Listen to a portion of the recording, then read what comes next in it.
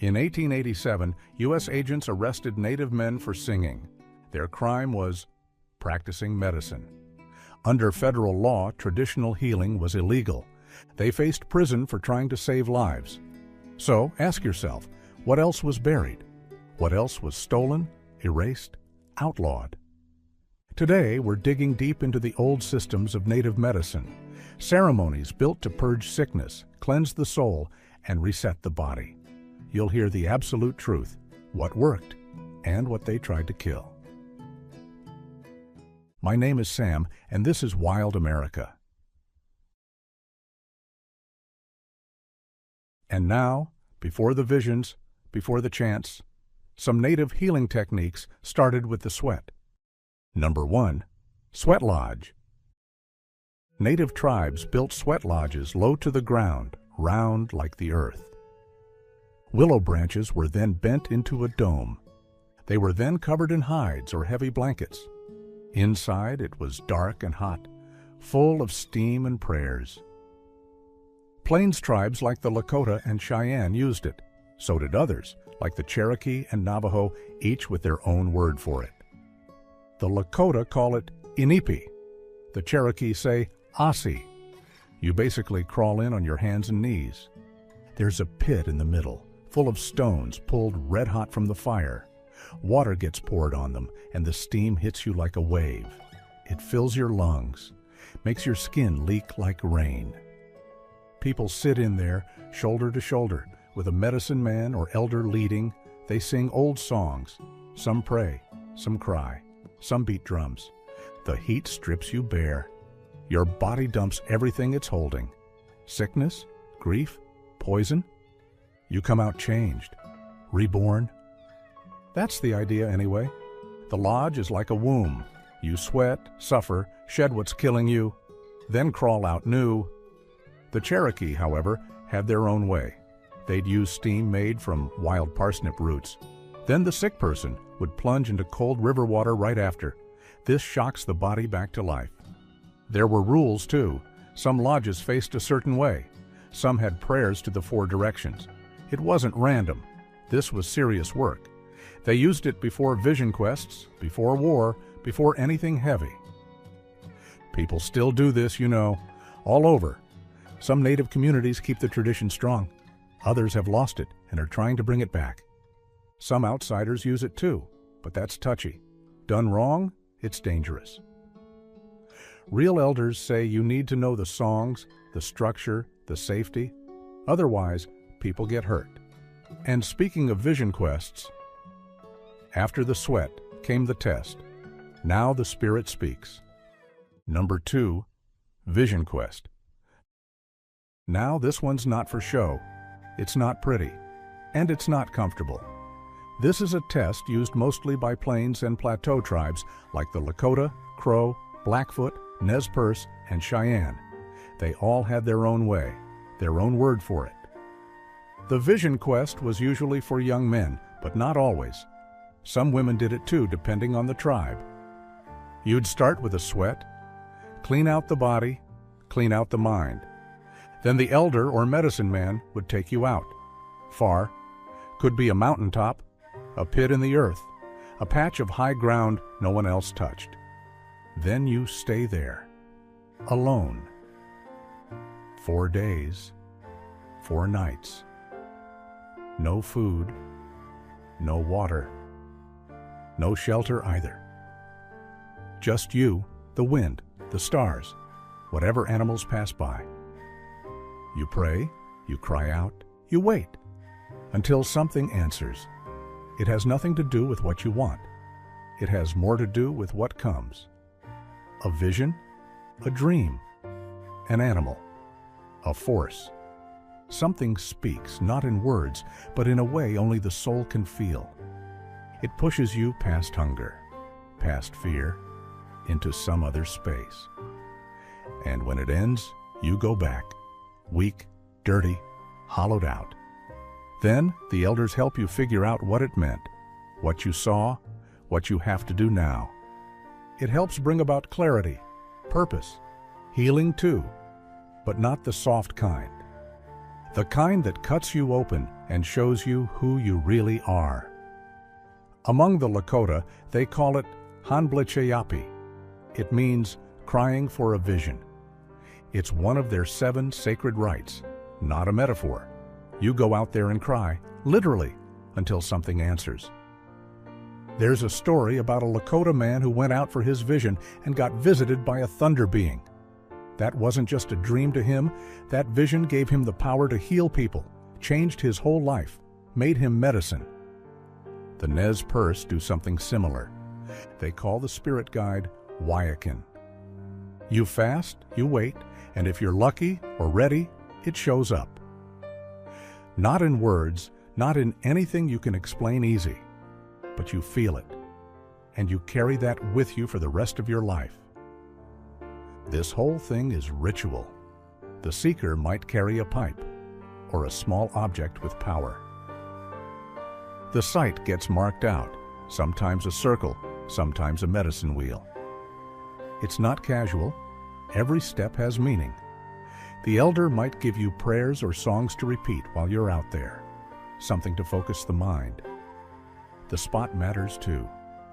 High place, remote, somewhere untouched. You're exposed to everything: sun, wind, cold, animals, your own fear. That's the point. Strip away the noise. Make space for spirit. And if a vision comes, or even a dream that feels deep enough, it could show you why you're here, what you're meant to do. Sometimes it brings a cure, not just for yourself, but for others. You come back changed. Afterward, you go into the sweat lodge again. Let go of whatever clung to you out there. Then there's usually a meal, a gathering. You share what you saw. An elder helps read it.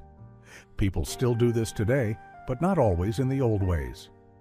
Among the Lakota and other Plains tribes, some families keep it going, quietly. Others revived it during the cultural push in the 60s and 70s. It had almost been wiped out before then. Outside Native communities, the term vision quest gets thrown around a lot. Retreat centers, workshops, all kinds of stuff. But most of that misses the mark. No elder, no ceremony, no roots. Real vision quests are about sacrifice, humility, community. You don't do it to feel better. You do it to find truth.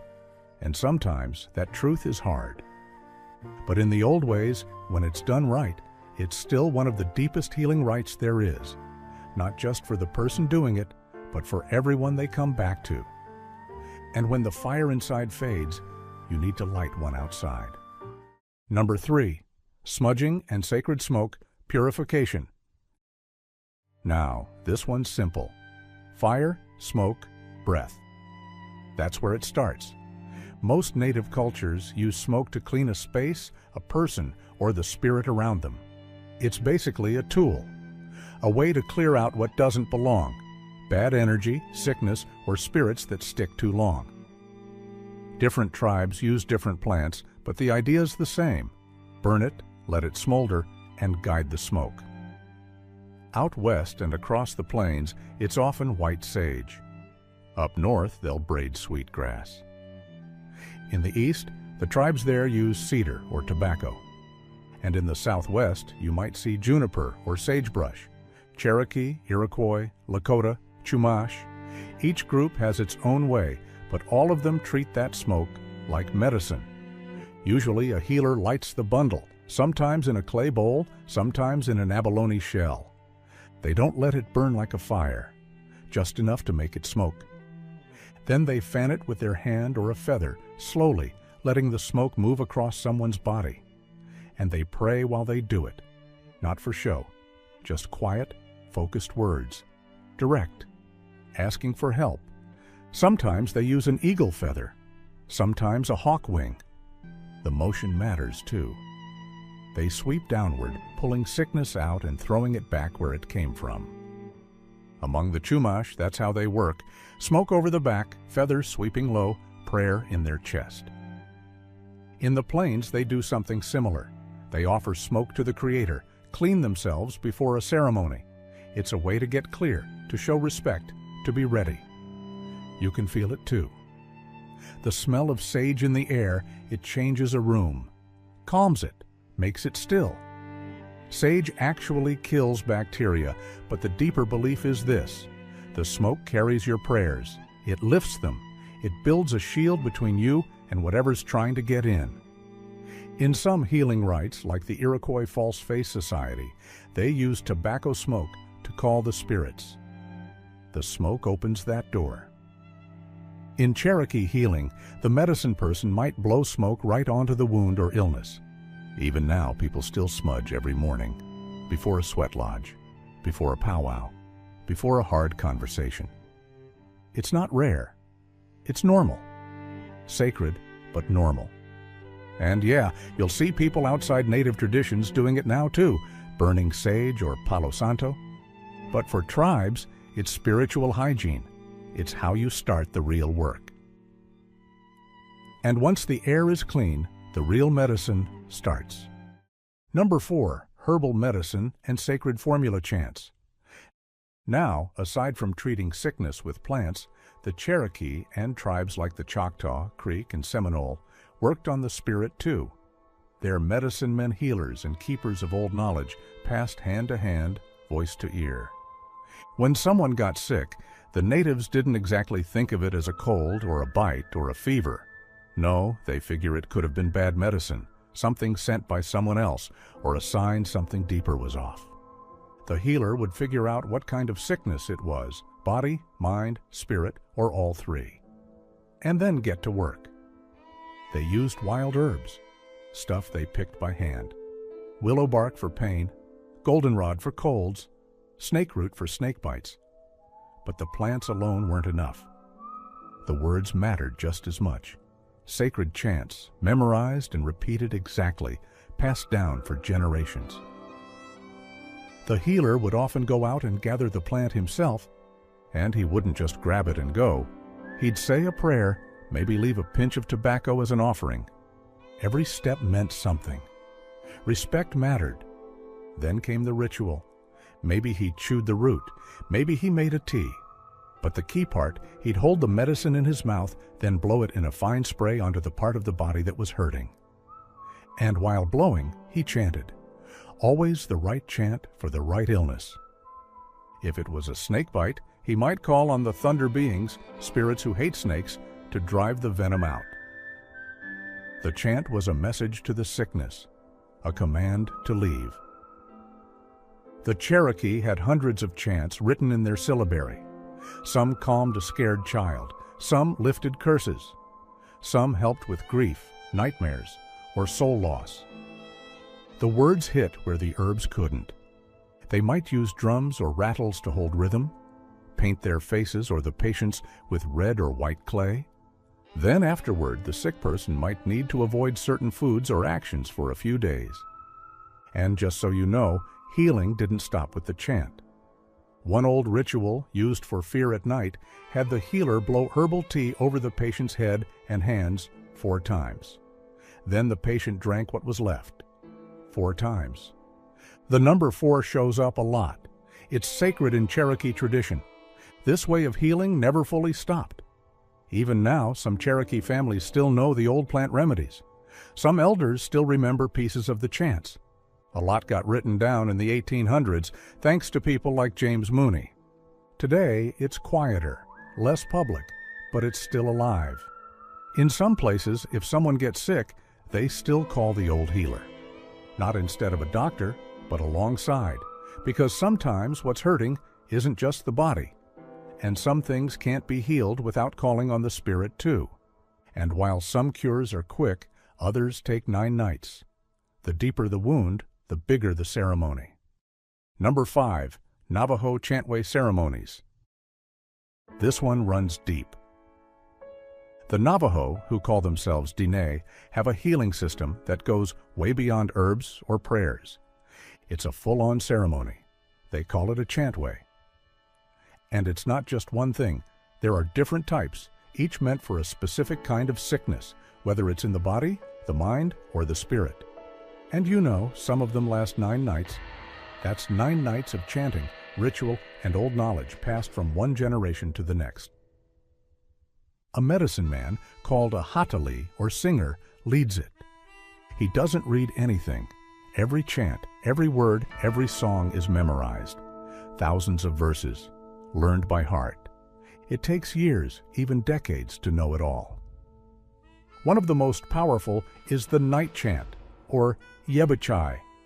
It's done in winter. It's for things like paralysis, trauma, or mental breakdowns. The patient lies there, and they become part of it. They sit on sand paintings made with crushed minerals, reds, yellows, whites, blacks, laid out right on the dirt floor of the hogan. Those paintings show the holy people, spiritual beings that bring balance. The sickness is drawn out of the patient and into the painting. Then at sunrise, the painting gets destroyed. That's the release. There are dances too. Men wear masks and body paint to become the holy people. They chant, shake rattles, and move through the night until the sun comes up. Apparently, that's part of the cure. There are other ceremonies similar to this too. For instance, the blessing way is a gentler one. It's more for protection or life changes. Then there's the enemy way, which is heavier. That one's for soldiers or anyone coming back from violence. It helps with ghost sickness, what we'd now call PTSD. The ceremony clears the spirit, brings someone back to themselves. During the days of the ceremony, the patient might take herbal mixtures. There are purification sweats, emetic cleanses, smoke prayers, prayer sticks, drums, sacred tobacco. The medicine man has a bundle called a jish, filled with stones, feathers, roots, all kinds of sacred tools. But here's the thing. This whole thing has more to do than healing one person. Such purifications helps you in restoring harmony. Hojo, they call it. If your thoughts are wrong, or if something in your life broke the balance, sickness comes. The chant way tries to set it right again, not just inside you, but in the world around you. And people still do this, you know, not as often as before, mainly because of time and cost and fewer medicine men knowing the whole ceremony. But it's still alive. Some families even bring in a hatali, even if they're already going to a hospital. One doesn't cancel out the other. The ceremony helps with the spiritual damage, what Western medicine doesn't touch. This particular healing technique is what natives did when someone was slipping away. Body still here, but something vital gone. Among the Coast Salish, especially groups like the Puyallup and Nisqually, they called it the spirit canoe. Anthropologists gave it that name, but the people knew what it really was, a fight to bring someone back from the edge. It happened in winter. That's when spiritual power was strongest. If someone got deathly sick, lost in the head, or just faded out after a deep shock, elders said the soul might have been taken, pulled downstream to the land of the dead, and that meant trouble. If the soul stayed too long, the body would follow. So the shamans gathered, and this part mattered, more than one.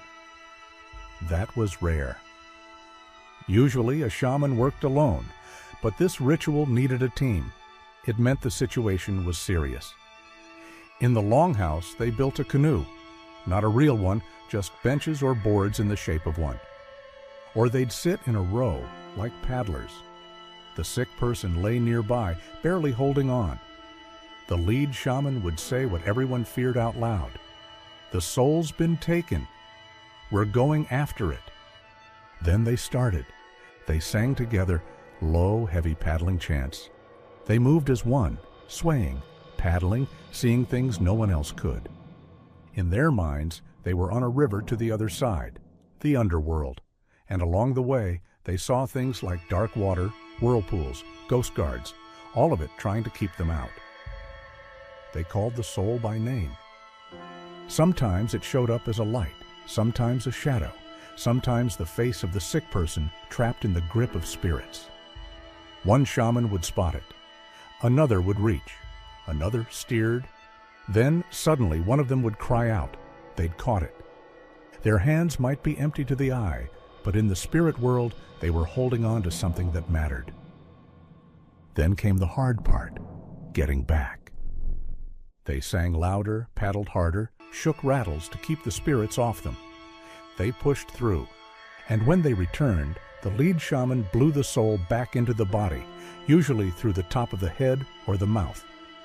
If it worked, the person stirred, breathed easier, maybe opened their eyes. People cried, people danced, there might be a feast, life came back. The Tsimshian and Tlingit did this too, each in their own way. The longhouse stayed dim. The fire lit the room just enough to blur the lines between worlds. That was on purpose. However, this ceremony didn't survive the way it used to. By the early 1900s, it had mostly faded in Salish country. Missionaries pushed it down, and many of the old shamans were gone, but bits of it held on, in stories, in memory. In some places, symbolic canoe journeys are still used to teach or honor the past. And the core idea? That sometimes healing means going into the dark to bring back what was lost, that's still alive. Even if it meant sucking the devil out of you. This takes us to number 6, the sucking cure. Now this one's wild. You won't find it in a hospital or clinic, but for a long time, across tribes all over North America, from the Cheyenne and Arapaho out on the plains, to the Pomo in California, to the Cherokee and others back east, medicine men used a method called the sucking cure. Anthropologists labeled them sucking doctors, but to the people, they were just healers doing what had to be done. And here's how it worked. The healer believed the illness came from something that didn't belong in the body, a spiritual intruder, similar to what we mentioned earlier. Sometimes it was called a dart, sometimes a cursed object, even a spirit sent by someone with bad intentions. Either way, it had to come out. So the sick person would lie down by the fire. The healer might burn some herbs, chant, drum, whatever helped him lock into the right state. Sometimes he used a hollow bone or a pipe, sometimes just his mouth.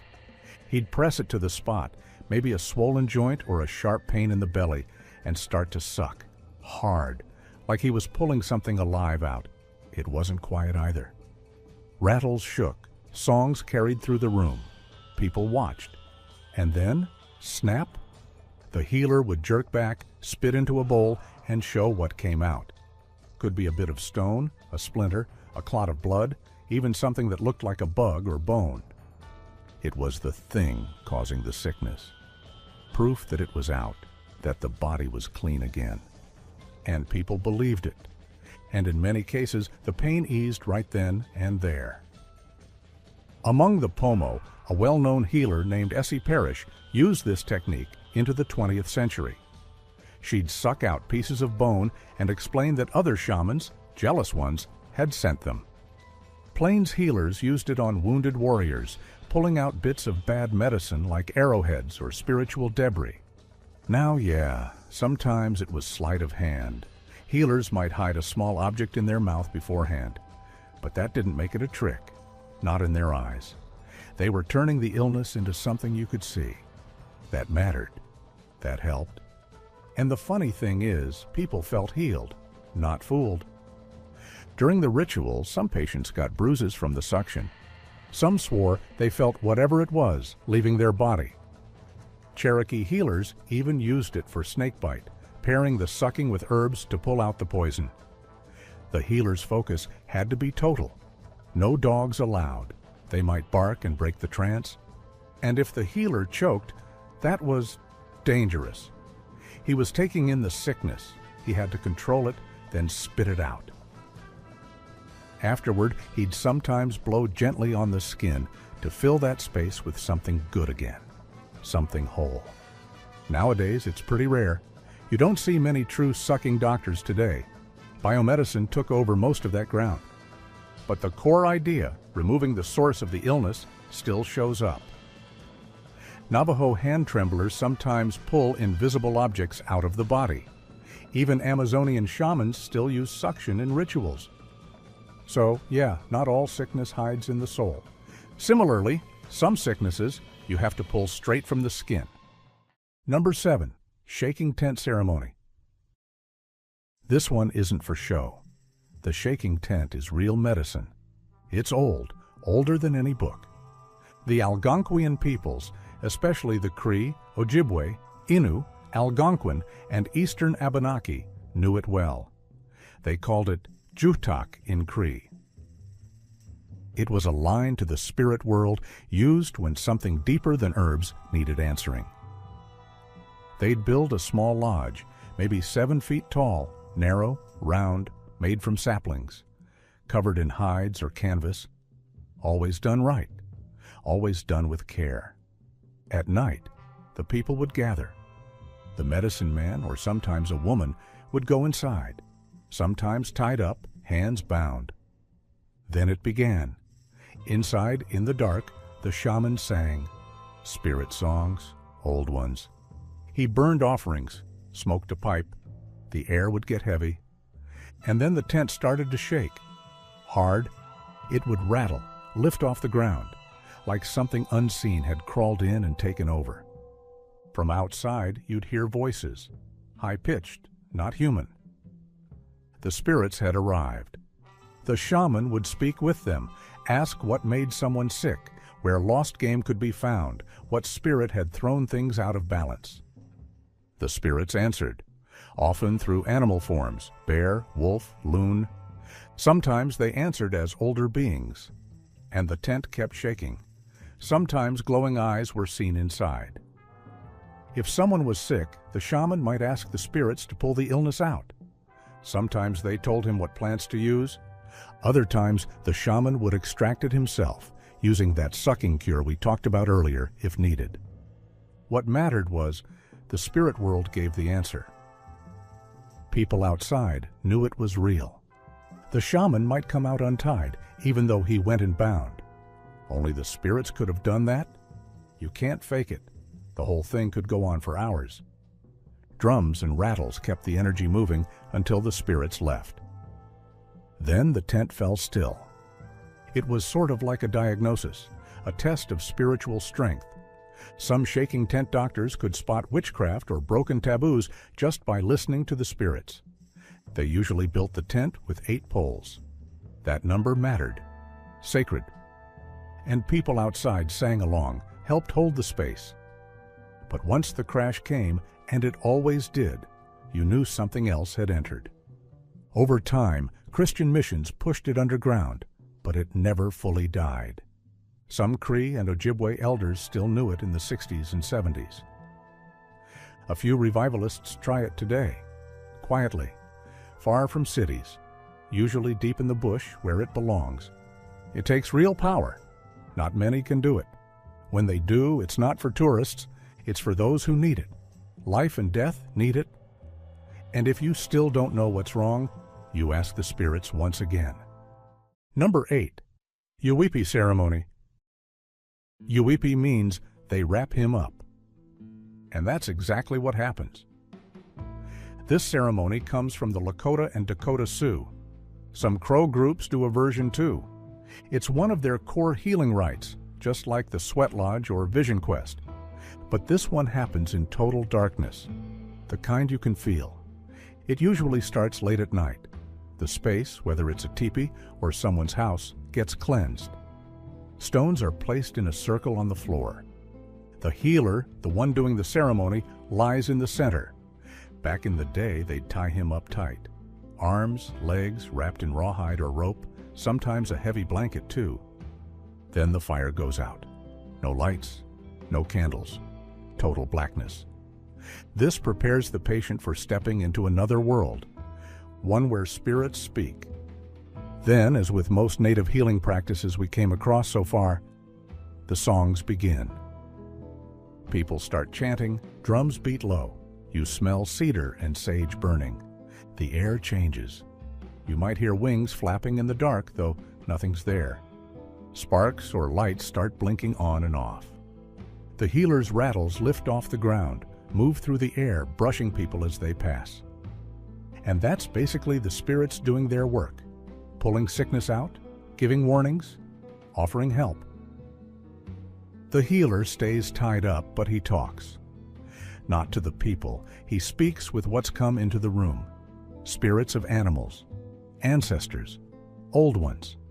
They speak through him or around him. The voice changes sometimes, and people listen for answers about illness, danger, lost loved ones. Sometimes the spirits tell him to prepare certain herbs. Sometimes they give rituals, instructions, direct and clear instructions. And then, at some point, there's a sound, a thud, then silence. Then the healer gets untied, just like that. No one touched him. That's how you know the spirits were really there. When they bring the lights back up, he's usually soaked in sweat, breathing heavy, holding up the ropes that bound him, now loose. You don't fake that kind of thing, not in front of a whole room watching. And, like many other ceremonies, they close this ceremony with a pipe and a shared meal. All quiet and no applause. Supposedly, Yuwipi messes with your senses. You're in the dark. You see things, feel things, like wind or static rushing past you. People say they've heard animals speak, or strange languages no one recognizes. Sometimes stones fall from nowhere, small objects dropping to the floor. Gifts, maybe. Healing happens in different ways. A touch, a flash of light, a pressure in the chest that lifts. Later, the healer might mix herbs the spirits told him to use. Even after all the bans and crackdowns, Yuwipi survived, quiet and hidden, passed hand to hand. Now it's making a comeback. You'll still find it on reservations like Pine Ridge and Rosebud. Families ask for it when doctors can't help. Some medicine men allow outsiders, but only ones they trust. And no photos or recordings are allowed. What happens in the dark stays there. Yet, after shaking the world outside sometimes, you have to go back to lying still and letting the spirits come. Number 9. Hallucinated ceremonies. Now, this one's probably more popular than any other healing technique we've come across so far. The peyote ceremony is medicine, prayer, and survival rolled into one. It started with tribes from the southern plains, Kiowa, Comanche, Apache, Tonkawa, who picked it up from native groups in Mexico back in the 1800s. The natives in the South had been using it for thousands of years, and so it spread. Fast. By the early 1900s, it had become the backbone of the Native American Church.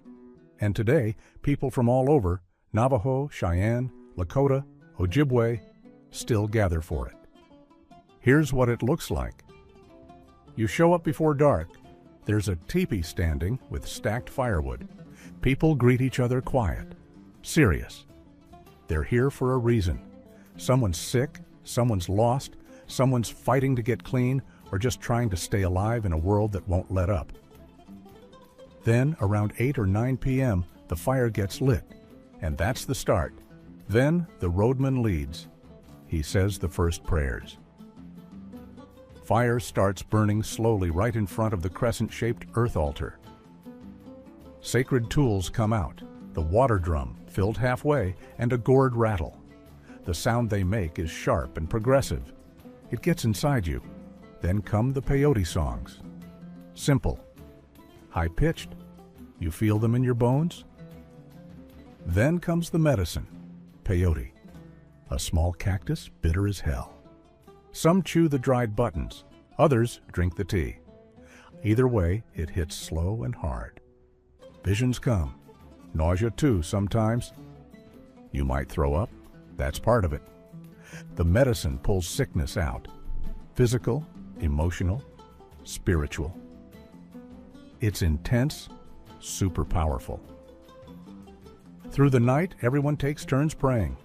Some pray for their kids, some pray for strength, some just ask for peace. It's all about being real, saying what's buried deep. And so the drumming and singing keep going. The fire burns steady. You ride the medicine. It shows you things you don't always want to see, but it also shows you what you need. Then, around midnight, they pass the medicine water. Oh, it's cold, but it's blessed. It calms your stomach, cools your head, Then it's back to prayer, back to singing. The ceremony runs all night. No one sleeps.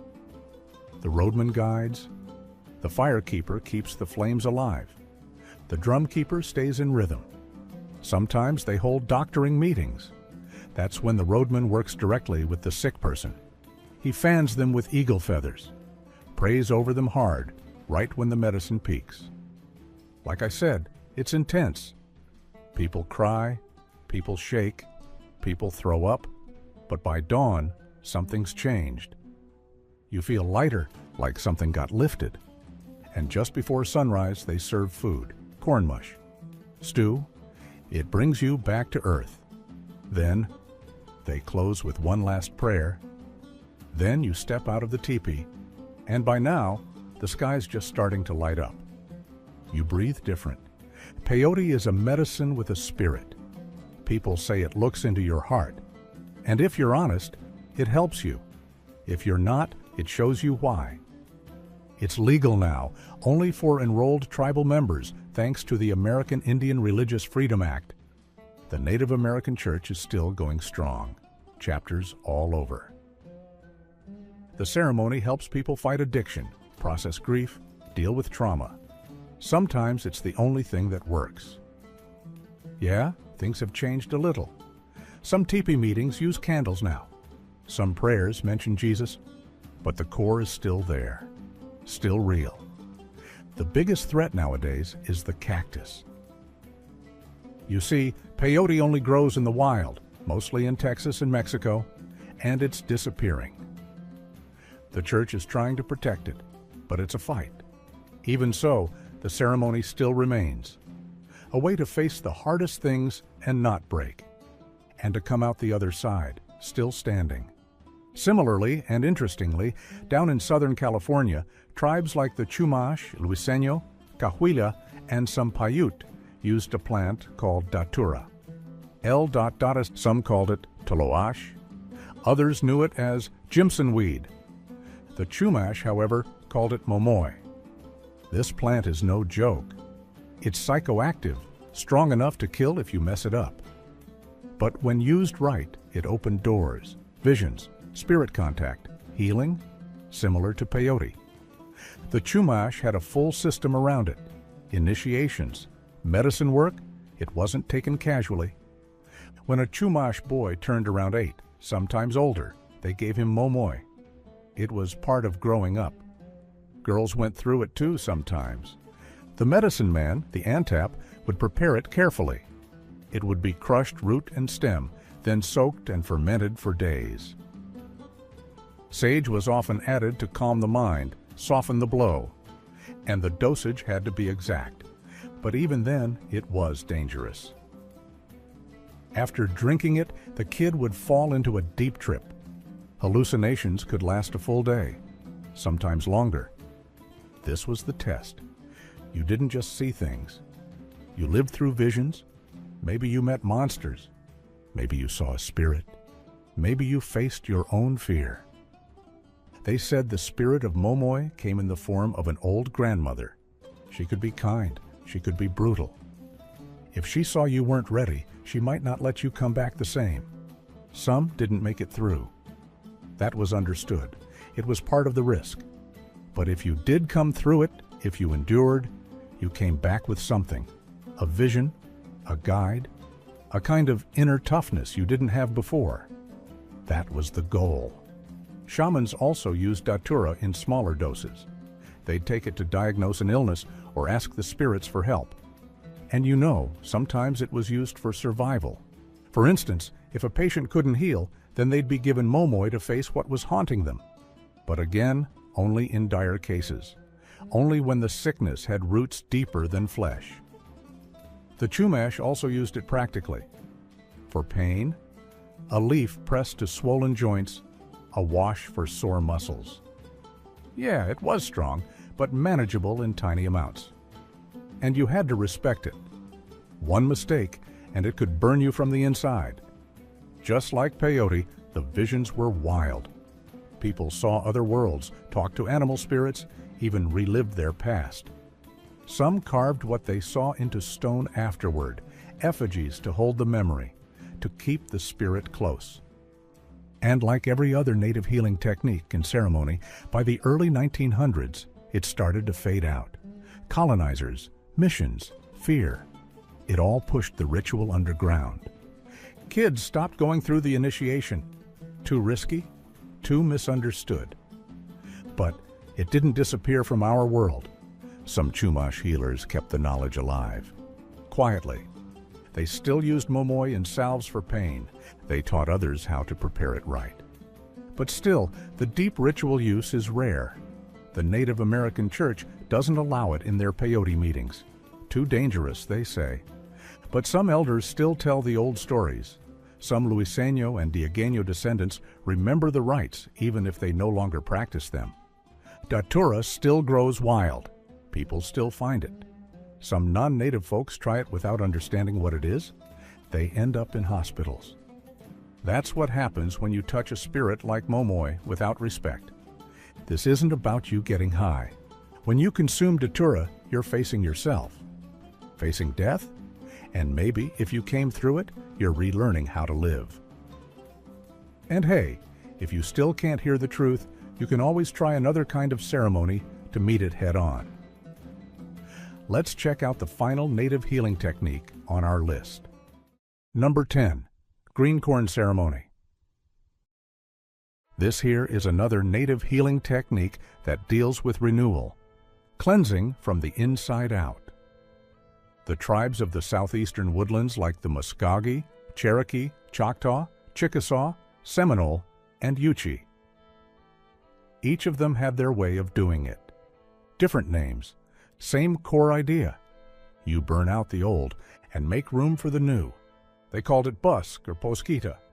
Late summer, first corn's ready. But nobody touched it yet. Not before the rituals, not before the cleansing. The night before it began, men and sometimes women drank what they called the black drink. Now this is a dark, bitter tea made from yaupon holly leaves. Strong stuff, full of caffeine. You didn't drink it for taste. You drank it to vomit. On purpose, you drank until your body pushed everything out. Bad food, bad feelings, sickness, poison from the year before. You'd chant while doing it. It's not pretty, definitely not easy. But it was necessary. Only certain people prepared it, usually warriors or spiritual leaders. They knew the right way to brew it. They served it from shell cups. These were sacred objects. You were purging your stomach, your spirit, your rage, your grief, your sickness. You were making space. Then came fire. They put out every old flame in the village. Nothing was spared. The next fire, started clean, was sacred. Its smoke floated over the people. Healing. The kind that burns off what can't stay. Then, at dawn, everyone went to the water. Full immersion. The river would usually be cold. Then, by first light, they prayed, led by the medicine man. They asked to be washed clean, body and soul. And if you still carried something heavy, you left it in that river. Only after all that could they eat the new corn. Only then was it safe, spiritually safe, because now they were new again. Some medicine men used plants during the ceremony, scratch brush, other herbs. They'd rub it on your arms, your chest, while you vomited, helped the process. Others carried medicine bundles, sacred objects passed through generations. There was also the feather dance, men dancing hard with eagle wing bone whistles, feathers in hand. Each step was about restoring the balance, healing the whole group. If someone stumbled, the others pulled them back in. This meant a lot more than mere individual health. If one person carried sickness or hate or pain, it could spread. So they cleansed together, healed together, ate together. Some of these ceremonies still happen today, especially among the Seminole, Muskogee, and Cherokee. Not everything's the same, though. Black drink isn't always used, or if it is, it's gentler now. But the core is still there. Sacred fire, river immersion, fasting, dancing, prayer. Some sweat instead of purging. Some fast to clean themselves out. But the goal's the same. Reset the body. Reset the mind. Start fresh. And in the end, the medicine was never just one thing. It was whatever worked. And from these, we've only shown you 10 ways, give or take. But there's only one truth, and that is, healing takes all of you. The path is never easy. Yet, it is still here, still waiting.